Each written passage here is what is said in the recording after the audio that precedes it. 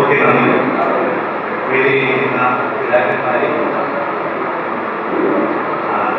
അവശേഷിക്കുന്ന തെക്കേപ്പുറം വെച്ച ബഹുമാനപ്പെട്ട മലയാള അധ്യാപകൻ ബിജു സാറെ, ഇവർ രണ്ടുപേരും അവശേഷിച്ചത് അവർ ഭാഷയെ സ്വീകരിച്ചുകൊണ്ടാണെന്ന് ഞാൻ കരുതുന്നു. ജോസ് ഈശ്വർ സാർ പറഞ്ഞ കാര്യത്തിനൊരു തിരുത്തുണ്ട്. ആദ്യം തന്നെ നമുക്ക് അങ്ങോട്ട് കിടക്കാം. അതായത് ജോലി 3 മാർത്തോമാശ്ലീഹയുടെ ഖുർആൻ എന്ന് നമുക്ക് ഏറ്റവും ആദ്യം കിട്ടുന്ന ഡോക്യുമെന്റ്. അതൊരു ഇന്ത്യക്കാരൻ പറഞ്ഞത്. ഇന്ത്യക്കാരൻ ജോസഫ് എന്ന മലയാളിയായ ഒരു കപ്പനാരൻ, അദ്ദേഹത്തെ യൂറോപ്യൻ സഭയുടെ മികവ് കണ്ട് 1500-കളുടെ ആദ്യം അതായത് ഇവിടുന്ന് കബ്രാളിന്റെ കപ്പലിൽ, വാസ്കോഡഗാമയ്ക്ക് ശേഷം വന്ന കബ്രാളിന്റെ കപ്പലിൽ യൂറോപ്പിൽ ചെന്നു. അദ്ദേഹത്തെ ഇന്റർവ്യൂ ചെയ്ത ഒരു രേഖ നമുക്ക് ഇപ്പോൾ ഉണ്ട്. ഇന്ത്യക്കാരൻ യൂസേഫിന്റെ ആ പുസ്തകം പ്രസിദ്ധീകരിച്ചിട്ടുണ്ട് മാമാൻപ. അപ്പൊ അതിൽ പറയുന്നുണ്ട്, മാർത്തോമാശ്ലീഹയുടെ ഖുർആൻ കർക്കിടകം 3 പോർച്ചുഗീസുകാർ വന്നതിന് ശേഷം നമ്മുടെ ഈ മലയാള മാസം ഇംഗ്ലീഷ് മാസമാക്കിയപ്പോൾ ജൂലൈ 1, പിന്നെ ഡിസംബർ 20 എങ്ങനെ പറഞ്ഞു. റോമൻ കലണ്ടർ അനുസരിച്ച് പോർച്ചുഗീസുകാർ വന്നതിന് ശേഷമാണ് ഈ ഡിസംബർ 21 ഖുർആൻ എന്ന ആശയം. ഇന്ന് പലപ്പോഴും ആ ഒരു ബന്ധം, ആ ഒരു ആഗ്രഹം നമ്മൾ കൊണ്ടു നടക്കുന്നതാണ്. ജൂലൈ 3 തന്നെയാണ് റോമാശ്ലീഹയുടെ ഖുർആൻ. ഡിസംബർ 21 പോർച്ചുഗീസുകാർ വരുന്നതിന് ശേഷം ഒന്നാണ്.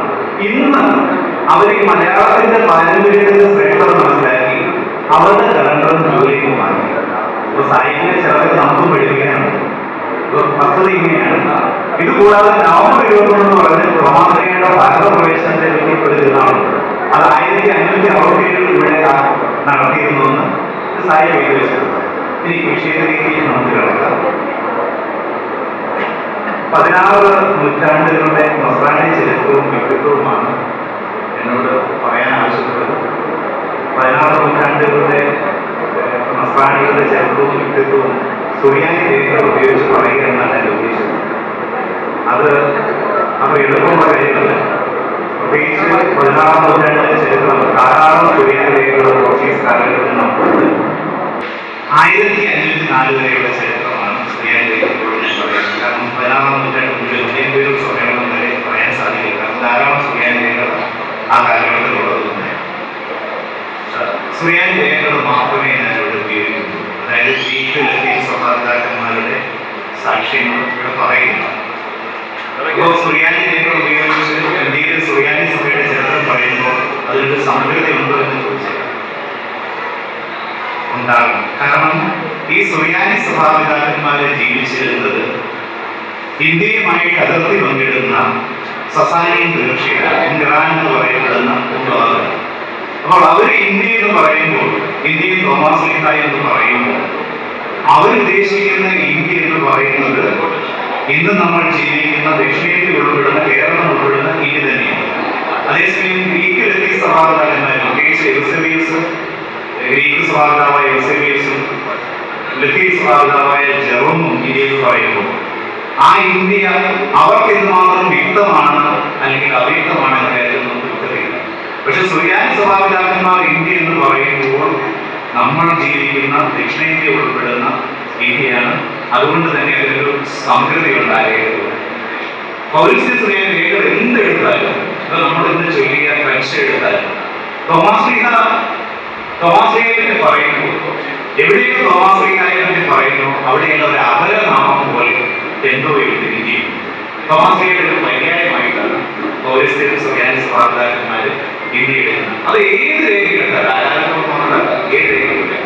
ഇങ്ങനെ 16 രേഖകൾ ഉപയോഗിച്ച് 16-ാം നൂറ്റാണ്ട് വരെയുള്ള ഇന്ത്യയിലെ സുറിയാനി ക്രൈസ്തവ നസ്രാനികളുടെ ചരിത്രം പറയാനാണ് ഞാൻ ഉദ്ദേശിക്കുന്നത്.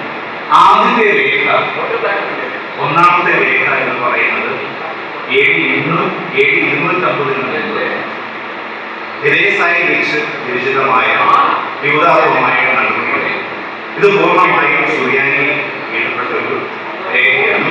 തോമാശ്ലീഹയുടെ ഇന്ത്യയിലെ പ്രവേശന പ്രവർത്തനത്തെ പറ്റിയാണ് ഈ രേഖ പറയുന്നത്. ഇത് ചരിത്രമാണോ എന്ന് ചോദിച്ചാൽ അല്ല.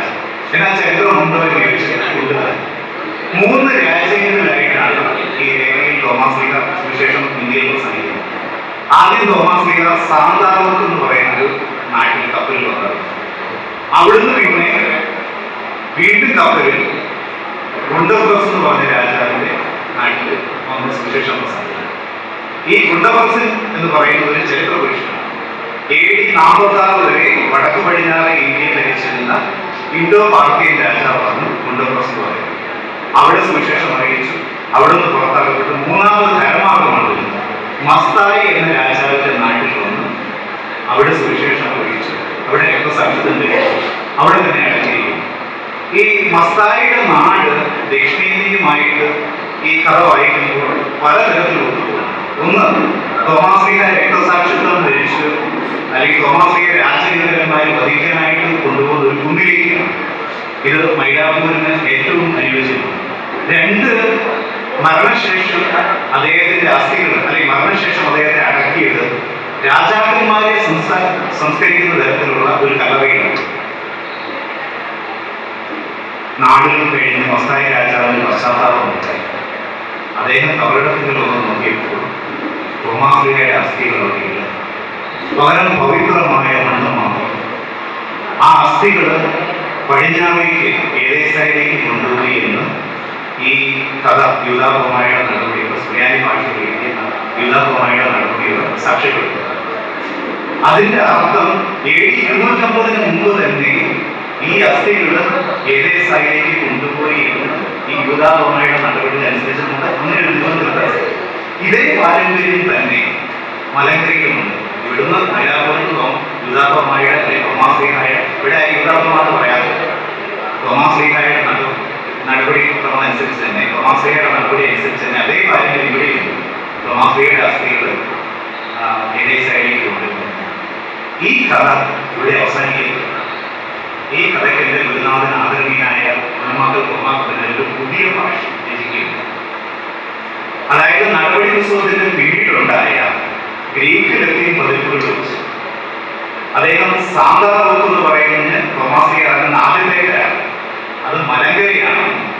അതിന്റെ പിന്നീടുണ്ടായ ഗ്രീക്ക് ലത്തീൻ പതിപ്പുകളിൽ കാണുന്ന ഹെലിയോകോർ, അവിടെ ഹെലിയോകോറാണ്, സാന്താറോക്കല്ല.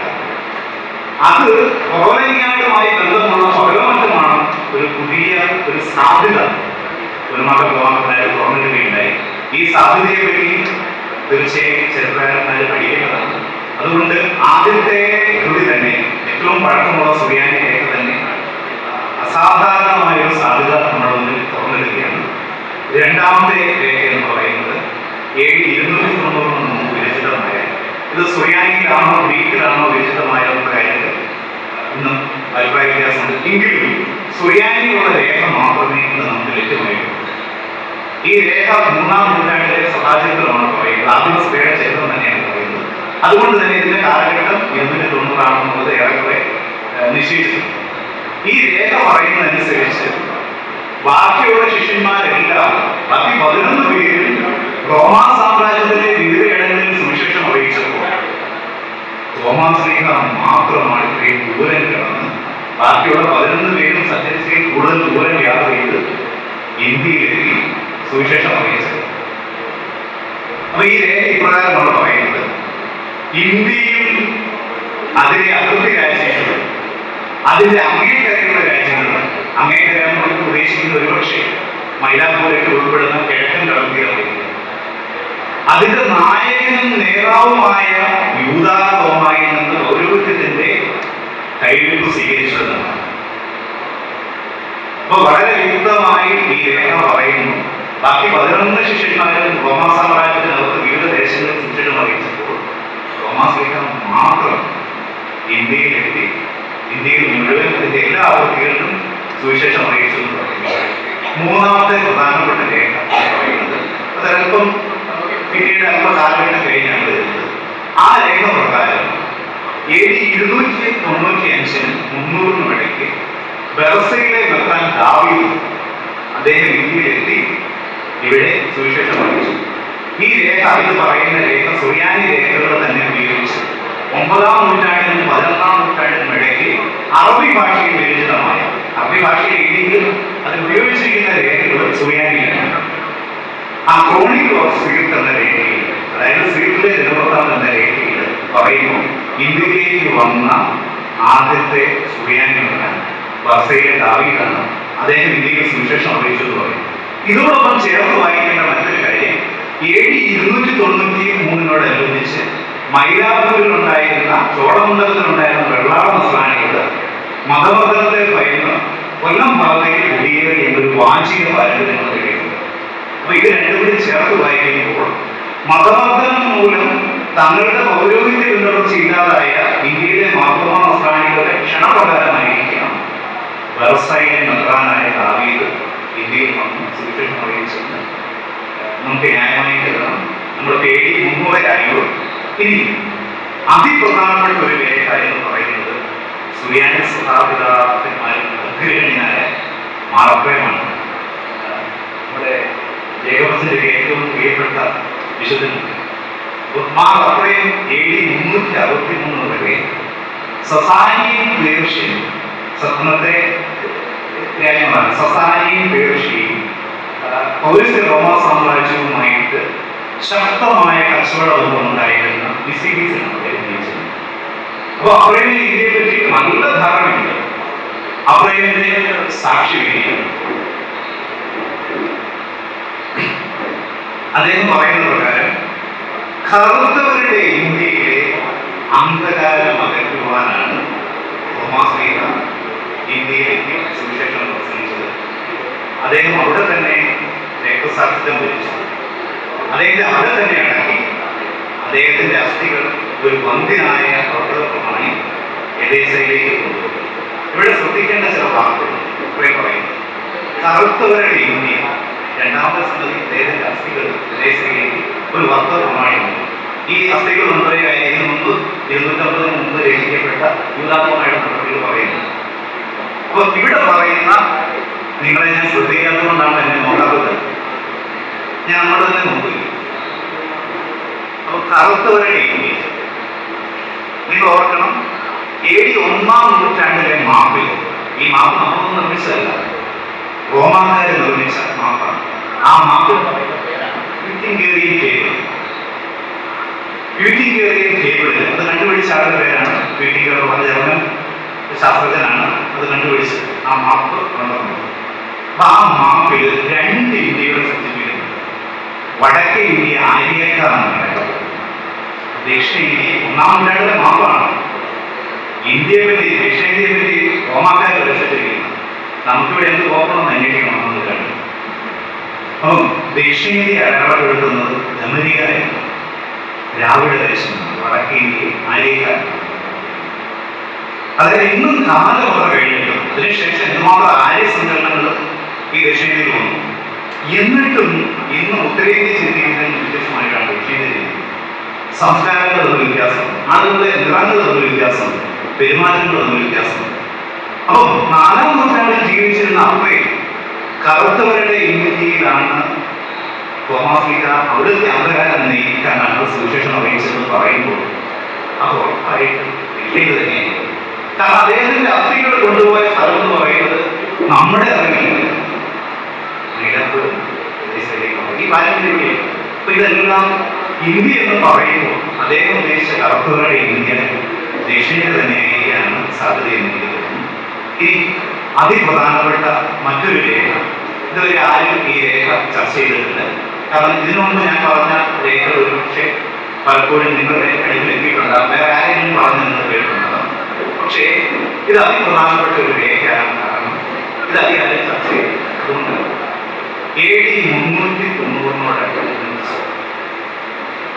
ഇന്ത്യയിലെ മാർത്തോമാ ദേവായുടെ അധിപനായ കശീശ സാവൂലി, ഈ മാർത്തോമാ ദേവ അത് നാശാവസ്ഥയിലായിരുന്നു. അത് പുതുക്കി പണിയാൻ വേണ്ടി ഡൽഹിയിൽ നിന്ന് വന്ന മാർ യമുനാനെ പറ്റി എഴുതിയ ഏറെക്കുറെ 70ഓളം പേജ് വരുന്ന സുറിയാനി ലേഖനത്തിലെ രേഖ. ആ രേഖയിൽ ഇദ്ദേഹത്തിന്റെ ഉദ്ദേശം തന്റെ ഗുരുവിനായ മാർ യമുനാനെ പറ്റി പറയുകയാണ്. ആ രേഖയിൽ ഈ ഇന്ത്യയിലുള്ള മാർത്തോമാ ദേവയെ പറ്റി ഈ കശീശ സാവൂലി പറയുന്നു. അതിന്റെ പ്രത്യേകതകൾ ഇങ്ങനെയൊക്കെയാണ് അദ്ദേഹം പറയുന്നത്. കറുത്ത വീടിനോട് ചേർന്നാണ് ഈ രേഖ സ്ഥിതി ചെയ്യുന്നത്. കറുത്ത വീട് അഥവാ ബ്ലാക്ക് ഐലൻഡ് എന്ന് പൊതുവിൽ അറിയപ്പെടുന്ന നിർബന്ധമില്ല, എങ്കിൽ അങ്ങനെയാണ് നമ്മൾ ധാരണ. രണ്ടാമത്തെ സംഗതി അദ്ദേഹം പറയുന്നു 200ഓളം സന്യാസികൾ അവിടെയുണ്ട്. മൂന്നാമത് പറയുന്നത് 17 മുത്തുകൾ കിട്ടുന്ന ഒരു ദ്വീപാണ് അതിനോട് ചേർന്നത്. 17 മുത്തുകൾ കിട്ടുന്ന നമുക്ക് ദക്ഷിണേന്ത്യയിൽ കിട്ടുന്ന അല്ലെങ്കിൽ ഇന്ത്യയിൽ കിട്ടുന്ന അറിയാവുന്ന തമിഴ്നാടൻ തീരങ്ങളാണ്, തൂത്തുക്കുടിയാപ്പാണ്. പിന്നെ പറയുന്നു പട്ടണത്തിന്റെ പേര് മിലോണാണ്. അഞ്ചാമത് പറയുന്നു മെസ്സൊപ്പൊട്ടേമിയയിൽ നിന്നുള്ള സന്യാസികളുടെ സ്ഥിരം സന്ദർശകർ. ഈ ദേറയെ പറ്റിയാണ് 1504 4 നൂറ്റാണ്ടുകൾ ഇവിടെ വന്നു. ഇവിടെ വന്നതിന് ശേഷം സുറിയാനിക്ക് അവരുടെ പാത്രേസിന് കത്തയക്കുന്നു. അതിൽ ഈ മൈലാപൂരിലെ ദേറയെ പറ്റി പറയുന്നു. ആ ദേറ പ്രകൃതിയിലേക്ക് AD 590 ടൂറിൽ ജീവിച്ചിരുന്ന വിശുദ്ധ ഗിരിഗറി ഈ ഒരു മാർത്തോമാശ്ലീഹയുടെ ദേറയെ പറ്റി പറയുന്നു. പക്ഷെ എന്നാലും ഒരു പ്രശ്നം, അതൊരു ചരിത്രം പറയുമ്പോൾ എല്ലാ വർഷങ്ങളും പറയും. കാരണം ആ ദേവയുടെ സമീപത്ത് ഈന്തപ്പനകൾ വളരുന്നൊരു പ്രാർത്ഥനയും ഒരു ഈന്തപ്പനകൾ നമ്മൾ ഒരു ഷെയ്ഡിയാണ് തെറ്റിയതാണ് നമ്മൾ കേരളത്തിൽ അല്ലെങ്കിൽ ദക്ഷിണേന്ത്യയിൽ കണ്ടിട്ടുണ്ട്. ഒരുപക്ഷെ പേർഷ്യൻ ഗൾഫിന്റെ തീരത്താണ് അതോ മൈലാപൂരിലാണോ ഈ രേഖ ഒരു നിശ്ചയമുണ്ട്. ഏതായാലും ഈ രേഖ എൻ്റെ കൈവശമുണ്ട്. ദൈവത്തെ തിരക്കുകൾ കഴിയുമ്പോൾ ഈ 70ഓളം പേജ് വരുന്ന സുറിയാനിയിൽ നിന്നുള്ള ഈ രേഖ മലയാളത്തിലേക്ക് കൊണ്ടുവരണമെന്ന് എനിക്ക് ആഗ്രഹമുണ്ട്. കാരണം ഇതിനു മുമ്പ് ഓൾ വെച്ചാ എന്ന് പറയുന്ന വലിയൊരു സുറിയാനി ഉണ്ട്, ലത്തീനിലേക്ക് ട്രാൻസ്ലേറ്റ് ചെയ്തു. പക്ഷെ മലയാളത്തിലേക്ക് ഇംഗ്ലീഷിലേക്ക് എൻ്റെ അത് ഇതുവരെ വന്നിട്ടില്ല. ഒന്നായിട്ട് ജേക്കബ്സിന് അറിയാം ഈ പേർഷ്യൻ രക്തസാക്ഷികളെ പറ്റി പറയുന്ന ഒരു രേഖയാണ്. അപ്പോൾ അത് മലയാളത്തിലേക്ക് കൊണ്ടുവരണമെന്ന് എനിക്ക് ആഗ്രഹമുണ്ട്. ഇനി അടുത്ത പ്രധാനപ്പെട്ട 6ാമത്തെ രേഖ എന്ന് പറയുന്നത് 9ാം നൂറ്റാണ്ടിലെ അതിപ്രശസ്തനായ സുറിയാനി സഭ കണ്ടുള്ളതിൽ വെച്ച് ഏറ്റവും വലിയ വിശുദ്ധ വ്യാഖ്യാതാക്കളിൽ ഒരാളായ മെർവിലെ ഈശോദാവ്. അദ്ദേഹം റോമാക്കാർക്കുള്ള ലേഖന വ്യാഖ്യാനത്തിന്റെ കൊളോപ്പ് എന്ന് പറയുന്ന അതിന്റെ അവസാനം പറയുന്നതാണ് ആരായിരിക്കും, എന്ത് പശ്ചാത്തലമാണ്, എന്തിനു വേണ്ടിയായിരിക്കും, അതിന്റെ കൊളോപ്പുണ്ട്. ഈ ലേഖനം ഗ്രീക്കിൽ നിന്നും സുറിയാനി ഭാഷയിലേക്ക് തർജ്ജമ ചെയ്യുവാനായിട്ട് ഒരു ഇന്ത്യക്കാരൻ കപ്പനായ ശശീശ ദാനിയെ മാർ ഓമായിയെ സഹായിച്ചു. 425 കാര്യം പറഞ്ഞു. അപ്പൊ 5ാം നൂറ്റാണ്ടിന്റെ ആരംഭത്തിൽ ഏദേശം കലാലയവുമായി ബന്ധപ്പെട്ട് ഇന്ത്യയിൽ നിന്നുള്ള നസ്രാണി പത്നാരന്മാരും അവിടെ എത്തിച്ചേർന്നതും ഒരു പഠനത്തിൽ എടുക്കലായിരുന്നു. അതുകൊണ്ടാണ് ഗ്രീക്ക് അറിയണം, സുറിയാനി അറിയണം. ഗ്രീക്കിൽ നിന്നും സുറിയാനിയിലേക്ക് വിശുദ്ധ ഗ്രന്ഥം തർജ്ജമ ചെയ്തത്. രണ്ടാമത്തെ പ്രധാനപ്പെട്ട മറ്റൊരു വിവരണം കിട്ടുന്നത് 5ാം നൂറ്റാണ്ടിൽ ഇന്ത്യയിലെ കഥനാകന്മാരുടെ അധ്യയന ഭാഷയും ഇവിടുത്തെ ആരാധനാ ഭാഷയും സുറിയാനി ആയിരുന്നു. ഇതിൽ നിന്ന് നമുക്ക് അങ്ങനെ ഒരു നിഗമനത്തിൽ എത്താമെന്ന് എനിക്ക് തോന്നുന്നു. ഇതോടൊപ്പം ചേർത്ത് വായിക്കേണ്ട മറ്റൊരു രേഖ, പക്ഷെ അത് സുറിയാനിയല്ല, എല്ലാവർക്കും പരിചിതമുള്ളൊരു രേഖയാണ്. കോസ്മോസ് എന്ന് പറഞ്ഞ അലക്സാണ്ട്രിയൻ മങ്ക് എന്ന് പറയുന്നുണ്ട്, സന്യാസി എന്ന് പറയുന്നത് കച്ചവടക്കാരൻ, സന്യാസി എന്ന് പറയുന്നത് പുരോഹിതൻ എന്ന് പറയുന്നത് കച്ചവടക്കാരൻ. അത് ഗ്രീക്ക് ഭാഷയാണ്. അതിൽ സൊക്കോട്ര മുതൽ ഇന്ത്യയിലെ കല്യാണയിലുണ്ട്, മലങ്കരയിലുണ്ട് നസ്രാണികൾ, ശ്രീലങ്കയിലുണ്ട് നസ്രാണികൾ എന്ന് പറയുന്നത്. ഇത് നമ്മൾ ഗ്രീക്ക് രേഖയിലുണ്ട് നമുക്ക് ഒഴിവാക്കുകയാണ്. കാരണം സുറിയാനി രേഖകളിൽ തന്നെ നമുക്ക് ധാരാളം പറയാനുണ്ട്. എങ്കിലും പക്ഷേ ഈ AD 540 ഇവിടുത്തെ ക്രിസ്ത്യാനികളെ പറ്റി ഒരു വിദേശി ആദ്യമായിട്ട് പറയുന്ന സാക്ഷ്യമുണ്ടെങ്കിൽ ഇതിന് വളരെ പ്രസക്തിയുണ്ട്. അടുത്ത അതിപ്രധാനപ്പെട്ട രേഖ എന്ന് പറയുന്നത് 7ാമത്തെ രേഖയാണ് എന്ന് പറയുന്നത് 649 659 ഇടയിൽ പൗരസ്ത്യ സുറിയാനി സഭയുടെ കത്തോലിക്കോസായ ഈശോയാവ് മൂന്നാണ്. അദ്ദേഹം പേർഷ്യയിലെ മെത്രാപ്പോലീത്ത പ്രിയാവർഷികൾ കേന്ദ്രമാക്കി പേർഷ്യയിലെ മെത്രാപ്പോലീത്ത മാർ ഷിമയോന് അയക്കുന്ന കത്തുകൾ. ഈ കത്തുകളിലൊന്നിൽ ഈ ഈശോയാവ് മൂന്നാമൻ പരിതപിക്കുന്നു. അത് ഇന്ത്യയെ പറ്റിയാണ് പരിതപിക്കുന്നത്. ഷെമയോന്റെ പൂർവികർ ഏറെക്കുറെ 5ാം നൂറ്റാണ്ടോടുകൂടി സെലൂഷ്യസുമായിട്ടുള്ള ബന്ധം നിശ്ചയിച്ചതുപോലെ ഇന്ത്യൻ സഭയ്ക്ക് പൗരോഹിത്യ ബന്ധപ്പെട്ട് നഷ്ടപ്പെട്ടിരിക്കുന്നു. ഷെമയോൻ സഭാ നിയമങ്ങൾ പാലിക്കാത്തതുകൊണ്ട് സുവിശേഷ വെളിച്ചത്തിൽ നിന്നകന്ന് ഇന്ത്യ വീഴുകയായിരുന്നു. ഞാൻ പറയുന്നത് 7ാം നൂറ്റാണ്ടിന്റെ മധ്യത്തിലേക്കായിരുന്നു. അപ്പം 7ാം നൂറ്റാണ്ടിന്റെ മധ്യത്തിൽ ഇന്ത്യൻ സഭ സെലൂഷ്യ സെസ്മോണിൽ നിന്ന് വേർപെട്ട ഡിവിഷൻ സഭയുടെ കീഴിലായിരുന്നു. അതിനു മുമ്പ് ഈ സഭയ്ക്ക് സെലൂഷ്യ സെസ്മോണുമായിട്ട് ബന്ധമുണ്ടായിരുന്നെന്ന് ഈ കത്തിൽ നിന്ന് നമുക്ക് മനസ്സിലാക്കാൻ സാധിക്കും. പിന്നീട് ഈ ഡിവിഷൻ സഭയും സെലൂഷ്യ സെസ്മോണിന്റെ സഭയും ഒന്നാവുന്നത് ഒരു 9-ാം നൂറ്റാണ്ടിന്റെ ആദ്യം അല്ലെങ്കിൽ 8-ാം നൂറ്റാണ്ടിന്റെ അവസാനം. അപ്പം ഈ രേഖ പ്രകാരം ഈ രേഖയിലെ മറ്റൊരു പ്രധാനപ്പെട്ട ആശയം, ഈ പാത്രീസ് ഈശോയാവ് മൂന്നാമൻ ഇന്ത്യ എന്നത് വളരെ കൃത്യമായിട്ട് നിർവചിക്കുന്നു. ഇന്ത്യ എന്നത് ഇന്ന് നമ്മൾ കരുതി വെച്ചിരിക്കുന്ന ഒരു ചെറിയ ഭൂഭാഗമായിട്ടല്ല പാത്രീസിന്റെ അത് രേഖപ്പെടുത്തിയിരിക്കുന്നത്. പേർഷ്യൻ അതിർത്തികൾ മുതൽ ചൈനയുടെ അതിർത്തിയായി കൊല്ല വരെയുള്ള 1200 പാരസോൺസ്, അതായത് ഇന്നത്തെ കിലോമീറ്റർ കണക്ക് ഏകദേശം 6500 കിലോമീറ്റർ ഇന്ത്യ ശ്രീലങ്ക കടലിലെ മുഴുവൻ ദ്വീപുകളും ഉൾക്കൊള്ളുന്ന വലിയൊരു ഭൂഭാഗത്തെയാണ് ഇന്ത്യയായിട്ട് പാത്രീസ് വളരെ കൃത്യമായിട്ട് ഇന്ത്യ എന്നു നിർവചിക്കുന്നു. അപ്പൊ ഇതൊക്കെ പിന്നീട് നമ്മൾ പാറേമാംഗലച്ചന്റെ 18-ാം നൂറ്റാണ്ടിൽ വർത്തമാനോത്സവത്തിൽ വായിക്കുന്നു ഈ ആശയങ്ങളൊക്കെ.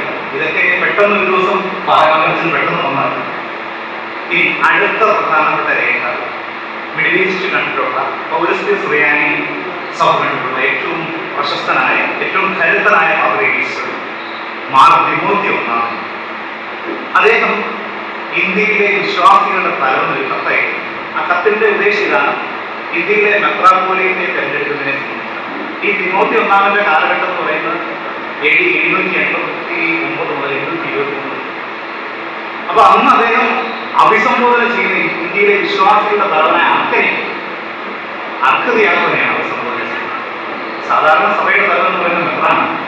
അപ്പം 8-ാം നൂറ്റാണ്ടിന്റെ അന്ത്യത്തില് ഇന്ത്യൻ സഭയുടെ തലവൻ അർക്കതിയാക്കുവിനെ അഭിസംബോധന ചെയ്യണമെങ്കിൽ 8-ാം നൂറ്റാണ്ടിന്റെ അന്ത്യത്തിൽ ജാതി വ്യവസ്ഥ പ്രബലപ്പെട്ട് വന്നിരുന്ന ഒരു കാലഘട്ടത്തിൽ ഇന്ത്യൻ സഭയുടെ അർക്കതിയാക്കു ജാതിക തലവനായിട്ട് മാറിയിരുന്നതാണ്. അങ്ങനെ ഒരു നിഗമനത്തിൽ നമുക്ക് എത്താൻ പോകും.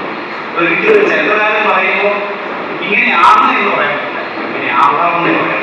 ചരിത്രകാരന്റെ നിഗമനമാണ്. ജാതി വ്യവസ്ഥ പ്രബലപ്പെട്ടുകൊണ്ടിരിക്കുന്ന 8-ാം നൂറ്റാണ്ടിന്റെ അന്ത്യത്തിൽ ഇന്ത്യൻ സഭയുടെ തലവനായ അർക്കതിയാക്കു അല്ലെങ്കിൽ അർക്കതിയാക്കു അദ്ദേഹം ഇന്ത്യൻ സഭയുടെ തലവനായി മാറി, ജാതിക തലവനായി മാറിയെന്ന് അടുത്ത 9-ാമത്തെ പ്രധാനപ്പെട്ട രേഖ എന്ന് പറയുന്നത് ഇന്ത്യയിൽ നിന്നല്ല. നേരത്തെ തൈരച്ചൻ പറഞ്ഞ കർഷകൻ വെച്ച് ഒരു ക്ലാസ് എടുക്കണം പറഞ്ഞു. പക്ഷേ കർഷകന്റെ ക്ലാസിന്റെ പ്രത്യേകത അത് ഇന്ത്യക്കാർ എഴുതിയ പ്രത്യേകിച്ച് നമ്മുടെ നാടുമായിട്ട് വളരെ ബന്ധപ്പെട്ട ചരിത്രമാണ്. അതായത് മലയാളം സുറിയാനിയിൽ എഴുതുന്ന രീതിക്കാണ് കർഷകൻ. പക്ഷേ ഈ രേഖ അങ്ങനെയല്ല. നമ്മൾ ഈ പറയുന്ന രേഖകളെല്ലാം യൂണിവേഴ്സൽ ആയിട്ടുള്ള രേഖകളാണ്. അടുത്ത 9-ാമത് പറയുന്ന രേഖ എന്ന് പറയുന്നത് ചൈനയിൽ നിന്ന് കിട്ടിയ ഒരു കല്ലെഴുത്താണ്. ആ കല്ലെഴുത്ത് പറയുന്ന പേര് സിയാൻപു കല്ലെഴുത്ത്. സിയാൻപു ശരിയാണ്. AD 781 താൻ രാജവംശത്തിന്റെ കാലഘട്ടമാണ്. ഒന്നാണ് ഏറ്റവും അധികം സമുദ്രാന്തര വാണിജ്യം തീർച്ചയായും. ആ 781 ഈ ശില സുറിയാനിലുള്ള ശില സ്ഥാപിച്ചിരിക്കുന്നത്. ആ ശില സ്ഥാപിച്ചിരിക്കുന്നത് തന്നെ 631 പേർഷ്യയിൽ നിന്നുള്ള മിഷണറിമാർ അല്ലെങ്കിൽ സുറിയാനി മിഷണറിമാർ ചൈനയിൽ എഴുതിയതിന്റെ 150-ാം വാർഷികം ആഘോഷിക്കാൻ വേണ്ടിയാണ് ഈ ശില സ്ഥാപിച്ചിരിക്കുന്നത്. ആ ശിലയിൽ പറയുന്ന ഒരു പ്രധാനപ്പെട്ട കാര്യം എന്ന് പറയുന്നത് ചൈനയിലെ സഭയിൽ അർക്കതിയാക്കം എത്ര മാത്രമല്ല അർക്കതിയാക്കുന്നു. അതായത് ഈ കടൽ മാർഗം ഒരുപക്ഷെ ആദ്യത്തെ മിഷണറിമാർ ചൈനയിൽ എത്തിയിരിക്കുന്നത് സിൽക്ക് റോഡ് വഴിയായിരിക്കും, കരമാർഗം. പക്ഷെ പിന്നീട് സുറിയാനി മിഷണറിമാരും മെത്രാന്മാരും ചൈനയിൽ എത്തിയത് തീർച്ചയായും കടൽ മാർഗം തന്നെയാണ്. അതായത് ഇതേ കടൽ മാർഗം തന്നെയാണ്, ഈ റൂട്ടിൽ തന്നെയാണ് ഇന്ത്യയിലെ സഭ വികസിച്ചത്. അപ്പം 781 ചൈനയിലെ സഭയിൽ അർക്കതിയാക്കം ഉണ്ടെങ്കിൽ തീർച്ചയായും 781 ഇതേ റൂട്ടിൽ തന്നെയുള്ള വികസിതമായ ഒരു ഇന്ത്യൻ സഭയിൽ അർക്കതിയാക്കം. ഞാനിത് പറയാൻ കാരണം ഈ അടുത്തിടയ്ക്ക് വളരെ നവീനമെന്ന് തോന്നുന്ന ചില കണ്ടെത്തലുകൾ തുടങ്ങി. 1502 ശേഷം മാത്രമാണ് ഇന്ത്യയിലെ സഭയിൽ അർക്കതിയാക്കം സ്ഥാനം ഉണ്ടായതെന്നുള്ള ചില കണ്ടെത്തലുകൾ തുടങ്ങി. 1502 ശേഷമാണ് ഇന്ത്യയിലെ സഭയിൽ അർക്കതിയാക്കം സ്ഥാനം ഉണ്ടായതെങ്കിൽ 1502 ശേഷം മാത്രമേ ദർശനം പ്രധാനമായ രീതിയിൽ വന്നുള്ളതാണ്. അത് കാരണം ജേക്കബ്സിനെ അറിയാം, പൗരസ്ത്യ സുറിയാനി സഭയെ സംബന്ധിച്ചിടത്തോളം വൈദികനാണെങ്കിൽ മെത്രാനാണെങ്കിൽ അർക്കതിയാക്കം. അപ്പം അത് നിലവിലിരിക്കുന്ന നമ്മുടെ സഭാധാരണയുമായിട്ട് ചേർന്ന് പോകുന്നുണ്ട്. അപ്പം അങ്ങനത്തെ കണ്ടെത്തലുകളുടെ യുക്തി തീർച്ചയായും പരിശോധിക്കേണ്ടതാണ്, തിരുത്തപ്പെടേണ്ടതുമാണ്. അടുത്ത 10ാമത്തെ പ്രധാനപ്പെട്ട രേഖ എന്ന് പറയുന്നത് ഇന്ത്യയിൽ നിന്നുള്ള 1720 മലയാളിയായ ഒരു വെട്ടിക്കുട്ടേ മത്തായി കത്തനാര്, അദ്ദേഹം ഇവിടെ ഉണ്ടായിരുന്ന സുറിയാനി മെത്രാൻ ഗബ്രിയേലിന്റെ പക്ഷക്കാരനാണ്. അദ്ദേഹം എഴുതിയ ഒരു ചരിത്രമാണ്, അദ്ദേഹത്തിന്റെ കഥ. അതിൽ ഇപ്രകാരം പറയുന്നു: ഈ കൊല്ലം പട്ടണം നിർമ്മിച്ച മരുവാൻ സബ്രീഷോ, കൊല്ലം പട്ടണം മരുവാൻ സബ്രീഷാണ് നിർമ്മിച്ചത്. ഞാൻ 240 ദേശാപടി ചെപ്പയിൽ വെച്ചാണ് പറയുന്നത്. അതായത് കേരള ചരിത്രത്തിൽ ഏറ്റവും പ്രധാനപ്പെട്ട ഏറ്റവും ആദ്യത്തെ ഡോക്യുമെന്റ് ആണ് ദേശാപടി ചെപ്പൽ. അതിൽ പറയുന്നു മരുവാൻ സബ്രീഷോ എന്ന നസ്രാണിയാണ് കൊല്ലം പട്ടണം നിർമ്മിച്ചത്. അപ്പൊ ഈ കൊല്ലം പട്ടണം നിർമ്മിച്ച, ഇത് ഈ കഥയില്ല, പക്ഷെ ഞാൻ മറ്റൊരു സോഴ്സിൽ ദേശാപടി പട്ടയത്തിന് എടുക്കുന്നുണ്ട്. മരുവാൻ സബ്രീഷോയ്ക്കൊപ്പം 2 പേർഷ്യൻ പ്രധാനമന്ത്രി മാർ സാബുവും കേരളത്തിലെത്തി ഇവിടെ സുവിശേഷം അറിയിച്ചത്. നിങ്ങൾ മനസ്സിലാക്കേണ്ട മറ്റൊരു കാര്യം, 825 എന്നാണ് കൊല്ലവർഷമായത് മലയാളം കലണ്ടർ സൗരവർഷം. അതിനോട് ചന്ദ്രപഞ്ചാംഗം പറയുന്നത് വളരെ സിസ്റ്റമാറ്റിക് ആയിട്ടുള്ള ഒരു സൗര കലണ്ടർ 825 മുതലായിരുന്നു. ആ സൗരപഞ്ചാംഗം എന്ന് പറയുന്നത് പേർഷ്യൻ അറിവുകൾ ഇത് ചേർത്ത് വെച്ചതാണ്. എങ്ങനെയാണ് പേർഷ്യൻ അറിവുകൾ ചേർത്തൊരു മലയാളം സൗരപഞ്ചാംഗം ഉണ്ടാകുന്നത്? തീർച്ചയായും പേർഷ്യൻ അറിവുകളുണ്ട്. അപ്പോൾ കൊല്ലം പട്ടണത്തിന്റെ നിർമ്മാണം, അതുപോലെ തന്നെ ഈ പറയുന്ന മലയാളം കലണ്ടർ, ഇതെല്ലാം ഇവിടെ ഒരു സുപ്രഭാതം പെട്ടെന്ന് മുളച്ചെടുക്കും. അതിനു മുമ്പ് അതിൽ വിശാലമായ പേർഷ്യൻ ജ്യോതിശാസ്ത്രത്തിന്റെ ഒരു സംഭാവനയുണ്ട്. അപ്പോൾ ഈ ആ നിലയ്ക്ക് നോക്കുമ്പോൾ ഈ വെട്ടിക്കൊട്ടെ മത്തായി കത്തനാരുടെ ഈ പ്രസ്താവന ഈ 1720 എഴുതിയ സുറിയാനി പത്തിലുള്ള പ്രസ്താവന, 3 പേര് ഇവിടെ വന്നിരുന്നു. 2 മെത്രാന്മാര്, ഒരു കച്ചവടക്കാരൻ, അദ്ദേഹത്തിന്റെ കൂടെയുള്ള ബാക്കിയുള്ള ആളുകൾ. അപ്പൊ ദേശാപടി ചെപ്പേട് ഇതുമായിട്ട് ചേർത്ത് വായിക്കുന്നു, ഈ കത്തുമായിട്ട്, ഈ പാരമ്പര്യമായിട്ട് ചേർത്ത് വായിക്കുന്നു. കേരളത്തിന്റെ പ്രത്യേകിച്ച് കൊല്ലത്തെ ഒരു വലിയ പട്ടണമാക്കി മാറ്റുന്നതിൽ ഈ ദേശാപടി ചെപ്പേടിന്റെ കർശന പതിവുണ്ട്. അത് പിന്നീട് ഒരിക്കലും ചർച്ച ചെയ്യണമെന്ന് എനിക്ക് ആഗ്രഹമുണ്ട്. പക്ഷെ ഈ ഏറ്റവും പ്രാഥമികമായ അടിസ്ഥാനപരമായ ദേശാപടി ചെപ്പേടുമായി ചേർത്ത് വായിക്കുന്നു കേരളത്തിന്റെ ഒരു സാമ്പത്തിക മുന്നേറ്റത്തിൽ മാർത്തോമാ നസ്രാണികൾക്ക് 825 നിർണായകമായ ഒരു പങ്കുണ്ടെന്നുള്ള നിഗമനത്തിൽ ചരിത്രകാരൻ എത്താൻ സാധിക്കുന്ന കാര്യത്തിൽ യാതൊരു സംശയവുമില്ല. ഇനി അടുത്ത പ്രധാനപ്പെട്ട 11ാമത്തെ രേഖ എന്ന് പറയുന്നത് 2 രേഖകൾ ഇവിടെ ഞാൻ സംഗ്രഹിച്ചിരിക്കുകയാണ്. അതായത് 9ാം നൂറ്റാണ്ടിൽ AD 853 858 ഇടയ്ക്ക് മിഡിൽ ഈസ്റ്റിലെ പൗരസ്ത്യ സുറിയാനി സഭയുടെ പാത്രികീസായിരുന്ന മാർ തിയോഡോഷ്യസിന്റെ, അതുപോലെ തന്നെ 10ാം നൂറ്റാണ്ടിൽ 963 983 ഇടയിൽ പാത്രികീസായിരുന്ന മാർ അബ്ദീശോയുടെയും കത്തുകൾ. ഈ കത്ത് പ്രകാരം പൗരസ്ത്യ സുറിയാനി സഭയിൽ നിന്ന് ഇന്ത്യയിലേക്ക് വരുന്ന മിഷണറി ഉണ്ടാകുന്നത് 6 വർഷത്തിലൊരിക്കൽ അവിടെ നടക്കുന്ന സുനദോസിൽ പങ്കെടുക്കേണ്ടതില്ല. അവർ പിന്നെ ഇന്ത്യയിൽ താമസിവിടെ തന്നെ അന്ന് പൗരസ്ത്യ സുറിയാനി സഭയ്ക്ക് ഈ മെത്രാന്മാരെ അല്ലെങ്കിൽ പള്ളി കിടക്കുന്ന പാരമ്പര്യം. അതുകൊണ്ട് കേരളത്തിന്റെ പല ഭാഗങ്ങളിലായിട്ട് ഇരുന്ന കബറുകൾ പലതും നമ്മൾ അറിയപ്പെടുന്നതല്ല ഈ കൊല്ലം പർവ്വതത്തിന്റെ ഭാഗമാണ്. അപ്പൊ ഇങ്ങോട്ട് വന്ന സുറിയാനി മെത്രാന്മാരൊക്കെ ഇവിടെ തന്നെ ജീവിച്ച് ഇവിടെ തന്നെ മരിച്ചു. ഇതേപ്പറ്റി പറയുമ്പോൾ മറ്റൊരു രേഖ അടൂരുള്ള, അത് എത്രാമത്തെ രേഖ ഞാനിപ്പോൾ പറഞ്ഞിരുന്നു, 11ാമത്തെ രേഖ അടൂർ കണ്ണങ്കോട് പള്ളിയിൽ സൂക്ഷിച്ചിരുന്ന രേഖ, ഒരു സുറിയാനി രേഖ. ഇതിൽ 9ാം നൂറ്റാണ്ടിന് ശേഷം കേരളത്തിലേക്ക് വന്ന സുറിയാനി മെത്രാന്മാരുടെ പേര് പറയുന്നു. ആ രേഖ പ്രകാരം 1407 മലയാളത്തിലാണെന്ന് പറയുന്നത്, മലയാളം കലണ്ടർ വെച്ചാൽ, പക്ഷെ അത് ഇംഗ്ലീഷിലേക്കാണ്. 1407 ഇവിടെ വന്ന യാവണ്ടായാണ് ആ പ്രകാരം അവസാനത്തെ. പക്ഷെ ഈ ലിസ്റ്റില് 1449 കാഞ്ഞിരപ്പള്ളി അക്കരപ്പള്ളി കുതാശിക്കാനും 6 എക്സേപ്പുണ്ട്. കാഞ്ഞിരപ്പള്ളി പള്ളിയുടെ ആ എക്സേപ്പിന്റെ പേര് 1301 വത്തിക്കാൻ കോഡക്സിൽ ഒരു മാർ യാക്കോബിന്റെ പേര് പറയുന്നു, അദ്ദേഹമില്ല. അപ്പൊ ഈ ലിസ്റ്റ് പൂർണ്ണമല്ല. പക്ഷേ തുടർച്ചയായിട്ട് കേരളത്തിലേക്ക് പൗരസ്ത്യ സുറിയാനി സഭയിൽ നിന്ന് മെത്രാന്മാർ വന്നിരുന്നു, ഇടയ്ക്ക് ഇടവേളകൾ വന്നിരുന്ന ഒരു രേഖയാണ് ഈ അടൂര് ഈ പള്ളിയിൽ കണ്ണങ്കോട് പള്ളിയിൽ സൂക്ഷിച്ചിരുന്ന ഈ സുറിയാനി രേഖ. അടുത്ത രേഖ 13ാമത്തെ രേഖ അതിസുപ്രധാനമായ രേഖ. അതിസുപ്രധാനമാണെന്ന് പറയാൻ കാരണം ഇത് ഇവിടെ നിന്നുള്ള രേഖയല്ല. 1222 ബർസയിലെ മെത്രാനായ മാർ സോളമൻ അദ്ദേഹമാണ് ആദ്യമായി പറയുന്നത് മാർത്തോമാ ശ്ലീഹായുടെ കബറിടം മൈലാപ്പൂരാണ്. അതിനു മുമ്പ് 4-ാം നൂറ്റാണ്ട് മുതൽ 13-ാം നൂറ്റാണ്ട് വരെ കലാമിന എന്ന പേരിൽ അറിയപ്പെട്ടിരുന്ന സ്ഥലം മൈലാപ്പൂരാണെന്ന് ആദ്യമായിട്ട് ഐഡന്റിഫൈ ചെയ്യുന്നത് ഈ മാർ സോളമൻ ഓഫ് ബർസായിലെ ബുക്ക് ഓഫ് ബിയൻ സാവ ദ ദൗറീസ എന്ന് സുറിയാനിൽ പറയും. മലയാളത്തിൽ തേനീച്ചയുടെ ഉത്സവം. ഇതാണ് ആദ്യമായിട്ട് മൈലാപ്പൂരാണ് തോമാശ്ലീഹ കബറിടമെന്ന്. അതുകൊണ്ടാണ് ഈ രേഖ സുറിയാനിലുള്ള ഈ രേഖ വളരെ പ്രധാനപ്പെട്ടത്. അതിനുശേഷം 1293 ശേഷം മാത്രമാണ് മാർക്കോ പോളോ പോലുള്ള പാശ്ചാത്യ സഞ്ചാരികളുടെ കബറിടം സൂചിപ്പിക്കുകയും തോമാശ്ലീഹയുടെ കബറിടം മൈലാപ്പൂരാണ് സാക്ഷ്യപ്പെടുത്തുകയും പിന്നീട് ധാരാളം പേരുകൾ സാക്ഷ്യപ്പെടുത്താറുണ്ട്. പക്ഷേ സാക്ഷ്യത്തിന്റെ പ്രത്യേകത ഈ കലാമിന എന്ന് പറഞ്ഞിരുന്ന സ്ഥലം മൈലാപ്പൂരാണെന്ന് ആദ്യമായിട്ട് ഐഡന്റിഫൈ ചെയ്യുന്ന 1222 ഈ ബർസയിലെ സോളമന്റെ തേനീച്ചയുടെ പുസ്തകങ്ങൾ. അങ്ങനെ ആ തേനീച്ച വലിയൊരു സേവനമാണ് ചെയ്തത്.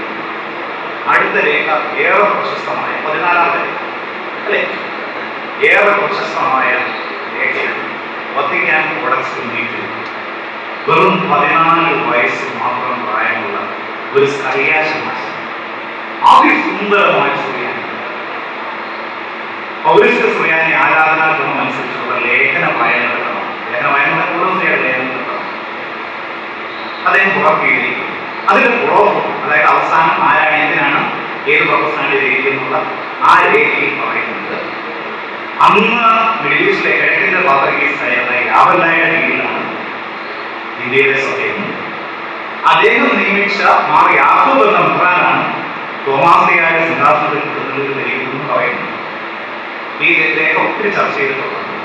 അപ്പം ഇത് 14-ാമത്തെ അതിസുപ്രധാനമായ രേഖയാണ്. കാരണം ഇന്ത്യയിലെ സഭയ്ക്ക് മിഡിൽ ഈസ്റ്റിലെ പൗരസ്ത്യ സുറിയാനി സഭയുമായിട്ടാണ് ബന്ധമെന്ന് ഇന്ത്യയിൽ നിന്ന് കിട്ടുന്ന ഏറ്റവും ആദ്യത്തെ രേഖയാണ് ഈ വത്തിക്കാൻ കോഡക്സ് 22. അടുത്ത രേഖ എന്ന് പറയുന്നത് MS റേഖ 22. ഈ മാനസികത്തിന്റെ പേരാണ്. ആ രേഖയിൽ നിന്ന് ഞാൻ ആ രേഖയിൽ നിന്ന് ഈ അടുത്തിടെ ഞാനൊരു കത്ത് കണ്ടെത്തി തേജസിന് അയച്ചത് ഓർമ്മയുണ്ട്. സുറിയാനി ഭാഷയിൽ മാർ യാക്കോബ് എഴുതിയ ഒരു കത്ത്. നമ്മളൊക്കെ കത്തയക്കുന്ന ആർക്കാണ്? വേണ്ടപ്പെട്ടവർക്ക്, സ്വന്തക്കാർക്ക്, സുഹൃത്തുക്കൾക്ക്. ഇവിടെ യാക്കോബ് അങ്ങനെ തന്നെ 1504 4 മെത്രാന്മാര് 35 മെത്രാന്മാരാണ്. ഒരു ചെറിയ സ്ഥലമാണ്. അതിൽ ഒരു മെത്രാൻ മാർ യാക്കോബ് അദ്ദേഹം കത്തയക്കുന്നത് അദ്ദേഹത്തിന് ഏറ്റവും വേണ്ടപ്പെട്ട ദൈവത്തിന്. അത് ചെയ്തൊരു കുറിപ്പാണ്. ആ കുറിപ്പിൽ പറയുന്നത് മാർ ശിമയോൻ മരിച്ചു. ഇതെന്തെങ്കിലും ഞാൻ ട്രാൻസ്ലേറ്റ് ചെയ്തിട്ടുണ്ട്. വളരെ ഈ കുറിപ്പ് ചെയ്ത 1504 മെയ് 2-ാം തീയതി മിന്റാനെ പോലുള്ള ചരിത്രപണ്ഡിതന്മാരായ ഡേറ്റെല്ലാം വളരെ തിരിച്ചാണ്. പക്ഷെ സ്വതന്ത്രമായിട്ട് വായിക്കുമ്പോൾ സുറിയാനി രേഖകളിൽ ഇതിനും ഈ വലിയ ചരിത്രങ്ങൾ പുനർവായനകളിലൂടെ കണ്ടെത്താൻ സാധിക്കുന്നത് വലിയ ഏറ്റവും വലിയ തെളിവാണ്. ഒരാൾ വായിച്ചുകൊണ്ട് ഉപേക്ഷിക്കുന്ന കാര്യം വീണ്ടും വായന പുതിയ ചരിത്രത്തിന്റെ ദാസതകൾ നമുക്ക് പഠിച്ചിട്ടുണ്ട്. അപ്പൊ 1504 മെയ് 2 ഈ കത്തിൽ വെനീസിലെ പാത്രികീസായ മാർ ശിമയോൻ മരിച്ചതിന് ശേഷം മാർ ഏലിയായെ തിരഞ്ഞെടുക്കുന്നു.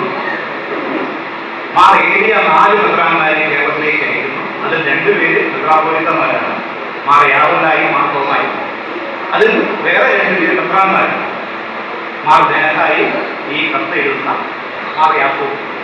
അപ്പോൾ ഈ ചരിത്രമാണ് ഈ 1504 കത്ത് ആർക്കാണ് എഴുതിയിരിക്കുന്നത്? ദൈവത്തിനാണ് എഴുതിയിരിക്കുന്നത്. അപ്പം പിന്നീടുള്ള പോർച്ചുഗീസ് രേഖകൾ പ്രശ്നിക്കപ്പെടും. പ്രത്യേകിച്ച് ഫ്രാൻസിസ് പോലുള്ള വിശുദ്ധന്മാർ മാർ യാക്കോബ് ഒരു വിശുദ്ധനായ മനുഷ്യനാണെന്ന് പറയുമ്പോൾ അവരുടെ സാക്ഷ്യം നമുക്ക് ആവശ്യം ഈ ഒരു കത്ത്. അടുത്തത് ഏറ്റവും അവസാനത്തെ ഞാൻ ഈ രേഖകൾ നിർത്തുകയാണ്. 16-ാം നൂറ്റാണ്ടിലെ മറ്റു രേഖകളൊന്നും നമ്മൾ ചർച്ച ചെയ്യുന്നില്ല, സമയവും തീർന്നു. രണ്ടാമത്തെ സംഗതി 16-ാം നൂറ്റാണ്ടിൽ പോർച്ചുഗീസ് കാലഘട്ടത്തിൽ ഒരുപാട് സുറിയാനി രേഖകളുണ്ട്. അപ്പോൾ അവസാനത്തെ രേഖ എന്ന് പറയുന്നത് വളരെ പ്രശസ്തമായ വളരെ നീണ്ടൊരു കഥയാണ്. 1504 ഇന്ത്യയിലുണ്ടായിരുന്ന 4 സുറിയാനി മെത്രാന്മാർ അന്നത്തെ പാത്രികീസിന് അയക്കുന്ന അതിനീണ്ട കത്താണ്. ഈ കത്തിൽ 1490 മുതലുള്ള സുറിയാനി സഭയുടെ ചരിത്രം പറയുന്നത് ഇവിടുന്ന് 2 പേര് നീണ്ട കാലം മെത്രാന്മാരില്ലാതിരുന്നുണ്ട്. മെത്രാന്മാരെ കിട്ടാനായിട്ട് മിഡിൽ ഈസ്റ്റിലേക്ക് ഒരു യാത്ര നോക്കി. 3 പേരാകുന്നത്. ഒരാളുടെ പേര് യൂസഫ്, മറ്റേയാളത്തിലെ ഗീറോഗീസ്. ഇവർ ഏറ്റവും മികച്ച രീതിയിൽ ശിക്ഷണം കിട്ടിയവരാണെന്ന് പാത്രീസിന് ബോധ്യമായിരുന്നു. അന്നേരം തന്നെ പറഞ്ഞു കൊടുത്തു. പട്ടം കൊടുത്ത് ഒരു വൈദികരായി ഇവർ ഉടൻ തന്നെ മെത്രാന്മാരെ ആവശ്യപ്പെടുന്നു. ഇവർക്ക് തിരഞ്ഞെടുക്കാത്ത സ്വാതന്ത്ര്യം കൊടുക്കണം, നിങ്ങൾക്ക് ഇഷ്ടമുള്ളത് തിരഞ്ഞെടുക്കണം. അത് ഒരുപക്ഷെ മാർപ്പാപ്പായുടെ താല്പര്യമായിരിക്കും. അതുകൊണ്ടായിരിക്കാം പാത്രീസ് ഒന്ന് രസപ്രയം താമസിക്കുന്നത്. അദ്ദേഹം അനുവാദം കൊടുത്തു. ഒരു യൂജിന്റെ തയ്യാറായി ചെന്നു 2 സെറ്റിസ്ഫൈഡ് തിരഞ്ഞെടുത്തു. ഒരാളുടെ പേര് പാത്രീസ് മാർ കൊർമായെന്ന് കൊടുത്തു, മറ്റേയാളുടെ പേര് മാർ യോഹന്നാനെന്ന് കൊടുത്തു. 2 പേര് ഇന്ത്യയിലേക്ക് ഇന്ത്യക്കാരുടെ വിശ്വാസത്തിൽ കാത്തിരിക്കുകയാണ്. ഗംഭീരമായ സ്വീകരണമാണ് ഈ 2 പേർക്കും കൊടുത്തത്. ഈ വിവരം തന്നെ ഇന്ത്യക്കാരൻ യൂസഫ് ബഹനാരിയെ ജോസഫ് ദീനിന്റെ ഇതിലുണ്ട്. അപ്പോൾ ഗംഭീരമായ സ്വീകരണം കൊടുത്തു. അന്നേരം പോർച്ചുഗീസുകാരെ 2 പേർക്കും വലിയ സന്തോഷം. പക്ഷേ മാർ തോമായ്ക്ക് എന്തോ ഒരു അപകടം. അദ്ദേഹം തിരിച്ചുപോയി. അദ്ദേഹം ഉൾപ്പെടെ വേറെ 4 മെത്രാന്മാരെ അപ്പോൾ മൊത്തം കൊടുങ്ങല്ലൂരിനും കൊല്ലത്തിനും ഇടയിലുള്ള മൊത്തസ്ഥാനികൾക്ക് 5 മെത്രാന്മാര് ഈ 1500 അപ്പം ഈ നേരത്തെ എഴുതിയ മാർ യാക്കോബ് എഴുതിയ കത്തിന് ശേഷമാണ് ഈ കത്ത് വരുന്നത്. അതിന്റെ കാരണം എന്താണെന്ന് പറഞ്ഞാൽ ഇവർക്ക് പട്ടം കൊടുത്ത ഈ മാർ ഏലിയായുടെ മരണം ഈ 2ാമത്തെ കത്തില് ഈ വത്തിക്കാൻ സീറോ എന്ന് പറയുന്ന ഈ 4 മെത്രാന്മാർക്ക് വേണ്ടി മാർ ബെനഹ എഴുതിയ നീണ്ട കത്തിൽ പറയുന്നു. ആദ്യത്തെ കത്തിലല്ല. അപ്പൊ നമുക്ക് ഡേറ്റ് വളരെ കൃത്യമായിട്ട് അറിയാം. മാർ യാക്കോബിന് ദൈവത്തിനുള്ള കത്തിന് ശേഷമാണ് ഈ നീണ്ട കത്ത് വരുന്നത്. ഈ കത്തിന്റെ മറ്റൊരു പ്രാധാന്യം, അന്ന് വരെ നമുക്ക് മാർത്തോമാ നസ്രാണികൾ കേരളത്തിൽ കഴിയുന്ന ഞാൻ എന്തിന്റെ അറിയുന്നത് ആദ്യമായിട്ടാണ് മാർത്തോമാ നസ്രാണികളുടെ നമ്പർ ഈ 1904 ഈ സുറിയാനി രേഖയിലാണ് 30,000-ഓളം മാർത്തോമാ നസ്രാണികളുടെ രൂപം കൊടുങ്ങല്ലൂരിനും കൊല്ലത്തിനും വേണ്ടി.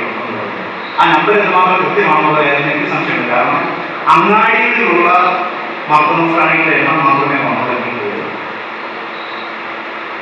ഈ ഉൾപ്രദേശങ്ങളിൽ താമസിക്കുന്നവർ എന്നെ ഉൾപ്പെടുത്തുന്നതായിരുന്നു സംശയം. കാരണം മാർത്തോമാ നസ്രാണികൾ 2 രീതിയിലാണ് താമസിക്കുന്നത്. അങ്ങാടികൾ ചേർന്ന് മുമ്പിൽ കടമുറിയും പുറകിൽ കുടിപ്പാകവുമായിട്ടാണ് താമസിക്കുന്നത്. ഇവർക്ക് സാധനങ്ങൾ എത്തിക്കുന്ന കുരുമുളക് എത്തിക്കുന്ന ബഹുഭൂരിപക്ഷം എന്ന കർഷകരായ നസ്രാണികൾ ഉൾപ്രദേശങ്ങളിൽ താമസിക്കുന്നത്. അപ്പൊ അവരുടെ നമ്പറിൽ നോക്കുന്നതായി അവർ പറയുന്നതനുസരിച്ച് മൊത്തം 20 പട്ടണങ്ങൾ മാർത്തോമാ നസ്രാണികൾ. അത് 3 വലിയ പട്ടണങ്ങളാണ്. 2 നമുക്ക് ഊഹിക്കാം. ഒന്ന് കൊടുങ്ങല്ലൂർ, മറ്റേ കൊല്ലം.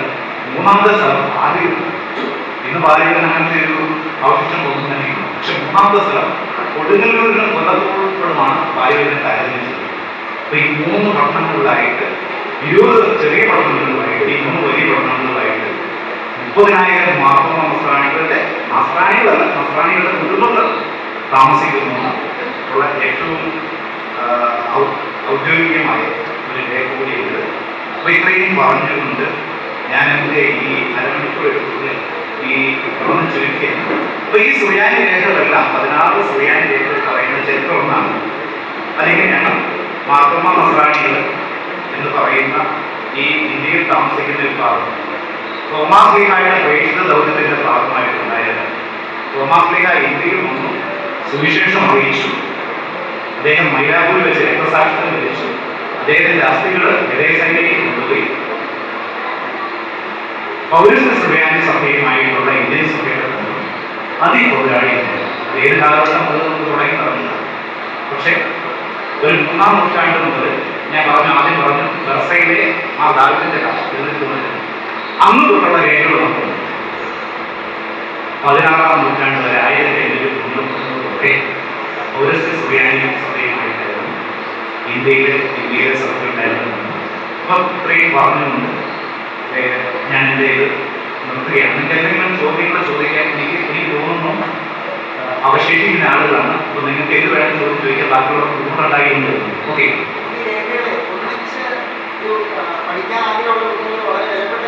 പിന്നെ സംശയമില്ല.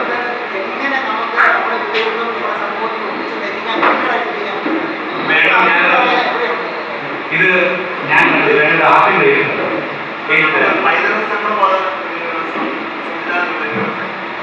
എല്ലാ കാര്യങ്ങളും അധികാരമായിട്ട് നമുക്ക് കളിക്കാനും എല്ലാവരും പൈതൃക സംഘമാണ് വിവരമായിട്ട് നമുക്ക് എനിക്ക് കുറച്ച് സമയം തരണേ.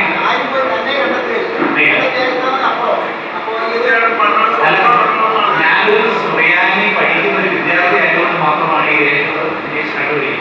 ഒരുപക്ഷെ ഇതിനു മുമ്പ് നമ്മുടെ ഏറ്റവും വലിയൊരു പ്രശ്നം നമ്മുടെ ആളുകളാണ് റോഡിൽ പോയി പഠിക്കും. പക്ഷെ ആ സാധനങ്ങളൊക്കെ തന്നെ ഇവിടെ തന്നെ ഉണ്ട്, സുറിയാനികളുണ്ട്.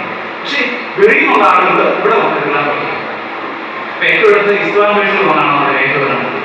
ഇതിനു മുമ്പ് ബംഗാളിനെയും റേഷാനും അസൈമാനെയും കിട്ടുന്നുണ്ട്.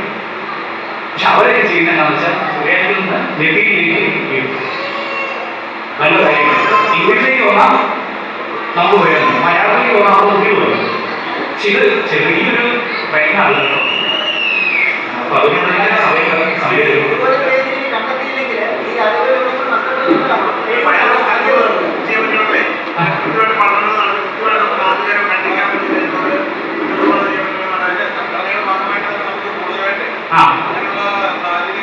അത് മാത്രമല്ല, നമ്മൾ ഇപ്പോഴും മുഖ്യധാര ചരിത്രകാരന്മാരുമായിട്ട് സംവദിക്കണം. ഞാൻ അവരുമായിട്ട് സംവദിക്കേണ്ട കാരണം നമ്മുടെ അറിവുകൾ അവരുമായിട്ട് ഷെയർ ചെയ്യും.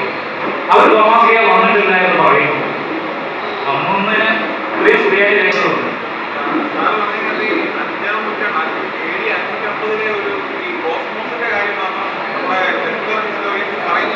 അതെ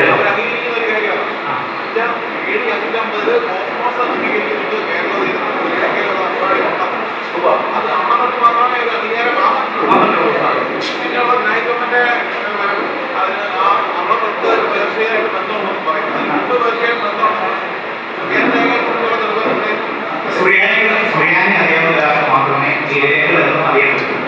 നമ്മുടെ ഒരു വലിയ പ്രശ്നം എന്ന് പറയുന്നത് നമ്മുടെ ചരിത്രം അറിയുന്ന ആർക്കും സുറിയാനി അറിയുന്നു. അപ്പൊ ഈ രേഖ ഏതെങ്കിലും ഒരു സാഹിത്യ പറഞ്ഞെങ്കിൽ മാത്രമേ അവിടെ പുസ്തകം വരൂ. അതായത് ഒറിജിനൽ മാനുസ്ക്രിപ്റ്റുകൾ വെച്ച് പഠിക്കാനുള്ള ഒരു സാഹചര്യമില്ല. രണ്ടാമത്തെ സ്ഥലത്ത് ഒറിജിനൽ മാനുസ്ക്രിപ്റ്റുകൾ അന്വേഷിച്ചിരുന്നു. നമ്മളെ അകറ്റി നിർത്തുന്ന ഒരു രീതിയാണ് ഇവിടുത്തെ മാനുസ്ക്രിപ്റ്റുകളെ അവരോ ഉപയോഗിക്കുക. പശുവോ കുഞ്ഞിനെയല്ല, സോറി പശുവല്ല, അവരാണ് കുഞ്ഞിനെയല്ല ചെല്ലുന്ന പശുവിനെ തിന്നാൻ അനുവദിക്കുകയില്ല. ഒരു നിദർശനം പോലെ അവരെ കാണിക്കാൻ പറ്റും. അതുകൊണ്ട് ഒരു ചരിത്രകാരന് ഒരു സുറിയാനി പഠിക്കാൻ ആഗ്രഹിക്കുന്ന മാനുസ്ക്രിപ്റ്റുകൾ വളരെ ആഴത്തിൽ ഞങ്ങൾ പഠിക്കുന്നു. അത് ചരിത്രം വളരെ രസമാണ്. കാരണം നമ്മൾ ഇതുവരെ കണ്ടെത്താത്ത പലരുടെയും കത്തുകൾ, സുറിയാനി ഭാഷയിൽ എഴുതിയിരിക്കുന്ന കത്തുകൾ, സുറിയാനികൾ ഇന്ത്യയിൽ നിന്നുള്ള ആളുകളാണെങ്കിൽ മലയാളം സുറിയാനി എഴുതിയിട്ടുണ്ട്. ഇത് നമ്മൾ ഇന്ന് വരെ നമുക്ക് അജ്ഞാതമായിരിക്കുന്ന ചരിത്രത്തിന്റെ വലിയൊരു സ്രോതസ്സാണ്. വളരെ ആഴത്തിൽ നിന്ന് പഠിക്കുന്നത്. ജോസഫിനൊക്കെ അറിയാം. നമുക്ക് പൈതൃക സെന്ററാണ് വായിച്ചെടുക്കാൻ ബുദ്ധിമുട്ടായി. നിങ്ങൾ ആലോചിക്കൂ, എന്നിൽ നിന്നും എനിക്ക് തരാൻ പറ്റുന്ന സേവനം എന്ന് പറയുന്നത് ഇങ്ങനെയുള്ള ആളുകളാണ്. വിളിക്കണമെങ്കിൽ ഞാൻ താല്പര്യമുള്ള കാരണം എനിക്കൊരു സൗജന്യമായിട്ട് കിട്ടിയതാണ്.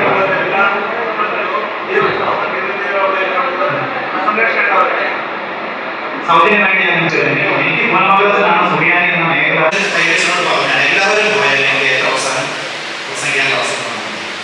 ഒരു രണ്ടുപേരെ കേട്ടുകൊണ്ട് അത് മതി കൈവശ അവസരം തന്നു പറയുന്നത് തന്നെ എന്നെ സംബന്ധിച്ച് വലിയ കാര്യം. ഞാൻ എത്ര താമസിച്ചാലും പ്രസംഗിക്കാൻ തയ്യാറാണ്.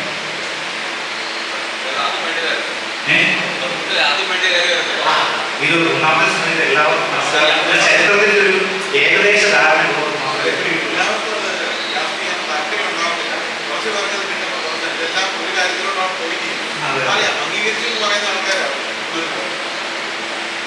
നമുക്ക് ഇനി പഠിക്കാൻ നമ്മൾ തുടങ്ങിയിട്ട് താങ്ക് യു സാറ് ഒപ്പം ഇരുന്ന് കേൾക്കുന്നത് ഞാൻ ശ്രദ്ധിക്കുന്നുണ്ട്. അതുകൊണ്ട് എനിക്ക് അങ്ങോട്ട് നോക്കാൻ പറ്റില്ല.